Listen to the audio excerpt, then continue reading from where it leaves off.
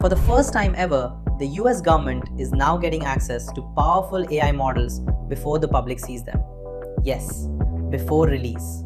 Google, Microsoft, and Elon Musk's xAI have reportedly agreed to let government agencies stress test their frontier AI systems for dangerous capabilities like cyber attacks, hacking, biosecurity risks, and national security threats. That's a massive shift. Just a year ago, AI companies were racing to launch models as quickly as possible. Now governments are stepping in and saying, hold on, we need to see what these systems can actually do first. And the craziest part? This reportedly happened after concerns around advanced AI systems becoming too capable in areas like autonomous cybersecurity operations. Which means the biggest fear is no longer AI replacing jobs.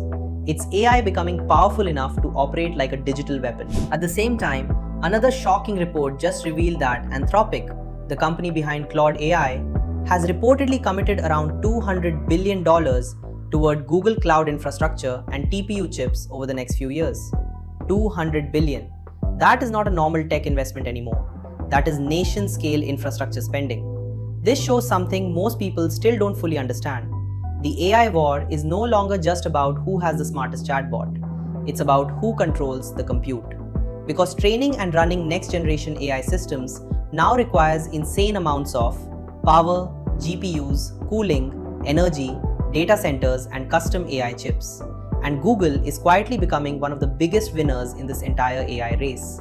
While everyone online keeps comparing ChatGPT versus Gemini versus Claude, Google has been building the infrastructure underneath the entire industry. Its TPU chips are becoming extremely important. Its cloud division is growing rapidly. And now, companies like Anthropic are depending heavily on Google's hardware to scale future AI models. In other words, Google may not just want to compete in AI. Google wants to become the foundation powering everybody else's AI too. And honestly, that strategy is starting to look very dangerous for competitors. Meanwhile, Anthropic is also aggressively expanding into Wall Street. The company is now pushing AI agents designed specifically for financial work, valuation analysis, pitch decks, audits, research, financial modeling, and enterprise decision-making. This is a huge moment because AI is evolving from being a fun chatbot into an actual economic operating system. Companies are no longer asking, can AI answer questions? Now they're asking, can AI replace expensive workflows? And that changes everything. Because once AI starts saving companies millions of dollars, adoption becomes unstoppable. That's why the next AI boom may not come from consumers. It may come from enterprise automation, banks, consulting firms, healthcare, law firms, governments, defense, finance. That's where the real money is. And while all of this is happening, governments around the world are suddenly treating AI like a national security issue.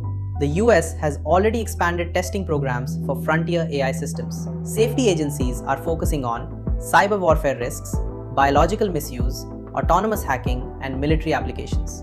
Think about how insane this is. A few years ago, AI was mostly generating funny pictures and writing essays.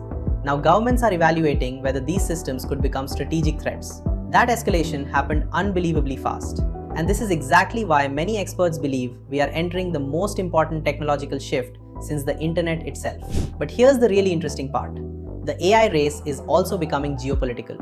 Countries no longer want to depend entirely on foreign AI systems. That's why India is accelerating sovereign AI with projects around AI, local GPU infrastructure, and multilingual AI systems designed specifically for Indian users. India clearly understands something important. Whoever controls AI infrastructure in the future controls a massive part of the digital economy. And this is becoming true worldwide. The next decade may not just be about apps anymore. It may be about AI ecosystems. Who owns the chips? Who owns the data centers? Who controls the models? Who controls the cloud? Who controls the agents? That's the real war happening behind the scenes. And honestly, most people still don't realize how early we are. Because the systems we're using today, they may look primitive compared to what's coming next.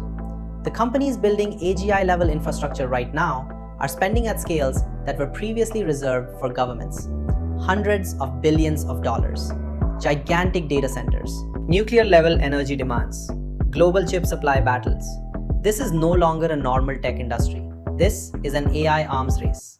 And based on what happened in just the last 24 hours, that race is accelerating faster than ever.